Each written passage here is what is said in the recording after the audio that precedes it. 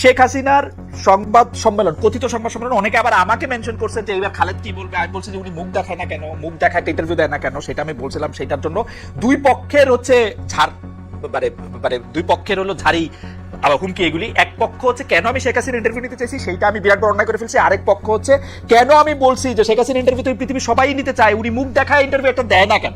এখন উনি একটা কথিত কমু না, এটা তো সংবাদ সম্মেলনই না, বড় বড় এরা করছে, কিন্তু ওইটা তো উনি মুখ দেখায় নাই। কিন্তু এরপরে আবার সরকার একটা প্রতিক্রিয়া জানাইছে। আপনার কাছে মানে আমি আই কান্ট এগ্রি মোর, মানে যেটা হাসান ভাই বললেন যে এইটাতে দুই দলই মোটামুটি বেনিফিটেড হয়েছে। আওয়ামী লীগ বেনিফিটেড হচ্ছে কারণ এখন এই ইস্যুটা নিয়ে বেশ দুদিন ধরে উত্তাল হয়ে আছে, দুই দিন কেন এর আগের থেকেই। আর বিএনপি বেনিফিটেড হচ্ছে কারণ আমরা এখন ভয়াবহ গ্যাস সংকট, যেটা আমি আমার প্রথম আলোচনায় একটু বলার সুযোগ পেয়েছিলাম, ভয়াবহ গ্যাস সংকট। আমি গ্রামে থাকি, সপ্তাহে 3 দিন খালেদ ভাই 12 থেকে 14 ঘন্টা গ্রামে কারেন্ট থাকে না। এরপরে তো আছে জিনিসপত্রের অস্বাভাবিক দাম, এরপরে আছে নানান রকম নাগরিক সমস্যা। এগুলো কোনো কিছু নিয়ে কথা না বলে আমরা এখন আলাপ করছি শেখ হাসিনাকে। আপনি আমাকে বলেন গত 2 বছরে শেখ হাসিনার অসংখ্য অডিও ফোন আলাপ হয়ে গেছে না, লিক হয়েছে না, বা ইচ্ছাকৃতভাবে লিক করা হয়েছে না? সেটার সাথে এই কনফারেন্সের ডিফারেন্সটা কোথায়? আমি কিন্তু কোনো ডিফারেন্স নাই। উনি আসবেন, মানে আমি কোনো ডিফারেন্স দেখি নাই আসলে, একই কথা, কোনো ডিফারেন্স। আচ্ছা, ক্ষমার কথাটা আমি একটু হাসান ভাইয়ের সাথে যোগ করি। 96 সালে আমারও মনে আছে শেখ হাসিনা বলেছেন যদি অতীতে কোনো ভুল হয়ে থাকে আমরা ক্ষমা চাচ্ছি, একবার সুযোগ চাই। এক্স্যাক্টলি, আপনি যদি correct me if I am রং, এইভাবেই শেখ হাসিনা চেয়েছিলেন যে যদি আমাদের ভুল হয়ে থাকে তাহলে আমরা ক্ষমা চাচ্ছি, আমাদের একটা সুযোগ দেন। আচ্ছা, এইবার কেন এটা বলছে না? এইবার কেন বলছে না জানেন খালেদ ভাই? মনে করে দেখেন তো, 5 অগস্টের পর আওয়ামী লীগ কিন্তু দীর্ঘ সময় কোনো আওয়াজ তোলে নাই।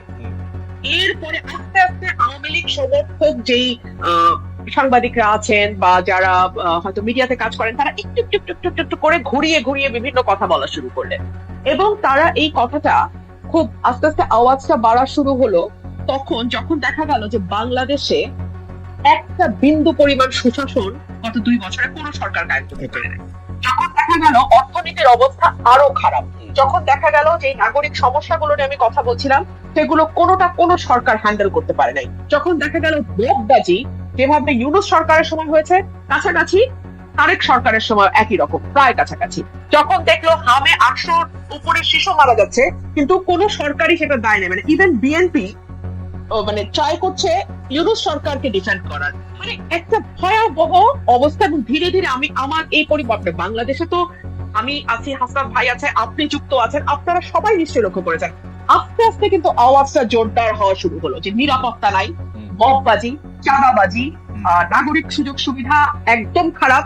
এবং শেখ হাসিনার সময় অন্তত আমি কথা বলি আমার উপরে বিপদ আসবে, আসাদ কায়ুম ভাই কথা বলবে হাসাদ কায়ুম ভাইয়ের উপর বিপদ আসবে, কিংবা আরেকজন আন্দোলন করতে নামবে তার উপর বিপদ। কিন্তু যেই মানুষটা মধ্যবিত্ত, যে মানুষটা প্রাইভেট অফিসে চাকরি করে, প্রাইভেট একটা চাকরি করে, 1 লাখ বা 80,000 টাকা বেতন পায়, তার জীবনটা তো নিরাপদ ছিল খালেদ ভাই।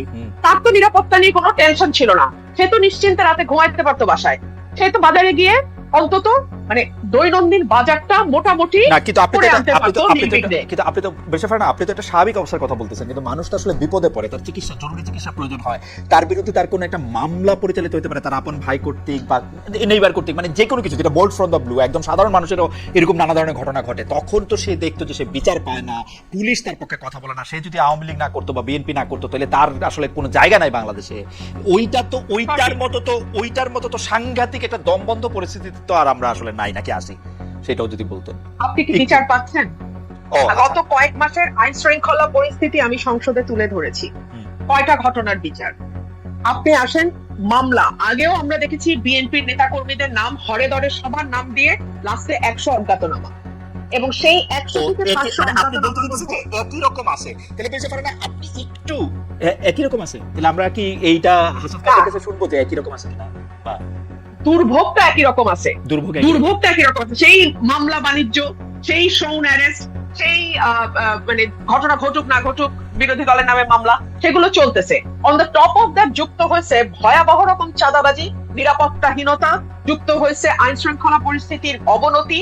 এগুলো হচ্ছে নিউ এডিশন। ওকে, তো মানুষ তো বলতে বাধ্যই হবে, এবং এটা তো আওয়ামী লীগকে একটা সাহস দেবে যে ও আমাদের তো পাল্টাইছিলা, তো কোন বেটার প্রোডাক্টটা তোমরা পেলা। অনেকে বলতেছেন যে আওয়ামী লীগ যে সাহসটা পাইতেছে সেই সাহসটা আসলে মূলত দিচ্ছেন আপনি, কারণ আপনি একটা পরিচিত সংসদ সদস্য, আপনি আওয়ামী লীগের আসার পথ, এই ব্যাপারটা কি আপনি কোনো কিছু বলবেন? যে মানে দেখেন আমাদের রিসার্চ টিমও এরকম লিখছে যে আপনি হচ্ছেন সবচেয়ে বেশি শেখ হাসিনার আসার ব্যাপারে পজিটিভ কথা বলছেন, যে হ্যাঁ উনি আসবে বা এরকম কোনো কিছু।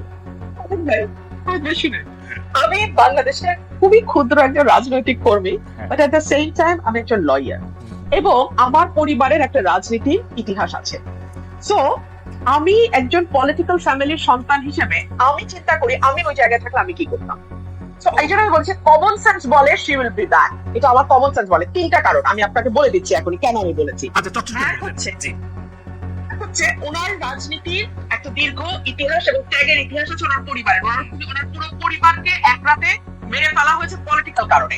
দুই হচ্ছে ওনার নিজের ত্যাগ আছে সরকারি দল বিরোধী দল হিসেবে এবং ওই পরিবারের একজন বেঁচে যাওয়া সদস্য হিসেবে। তিন হচ্ছে ওনার বয়স। উনি যদি এখন ভারতের মাটিতে মারা যান, ওনার এই এত বড় দল যেটার পেছনে ওনার বাবা, ওনার পরিবার এবং ওনার আত্মত্যাগ, সেই দলটার কি হবে? আমি যদি ওনার জায়গায় থাকতাম আমি আসতাম। তো আমি সেই কমন সেন্স থেকে বলছি। আর আমি আজকে আপনাকে আপনার অনুষ্ঠানের মাধ্যমে এটাও ক্লিয়ার করি, বিএনপির যখন ওই ডোবার নিচে বসে বসে বিএনপির মনোবল চাঙ্গা করার জন্য যেমন আমাকে দরকার ছিল, কারণ বিএনপি তখন আসলে বিপদে ছিল এবং বিএনপির পক্ষে কথা বলার কেউ ছিল না। তো আমি তখনও যৌক্তিক এবং সত্য কথা বলেছি, বিএনপির পক্ষে গেছে। এখন আমি যৌক্তিক এবং সত্য কথা বলি। আওয়ামী লীগ যদি কোনোদিন বাংলাদেশে ফেরে, কোনোদিন যদি বাংলাদেশের রাজনীতিতে যায়, আপনি মোটেও ভাববেন না যে তাদের সাথে আমার খুব ভালো একটা বলি বলা হবে।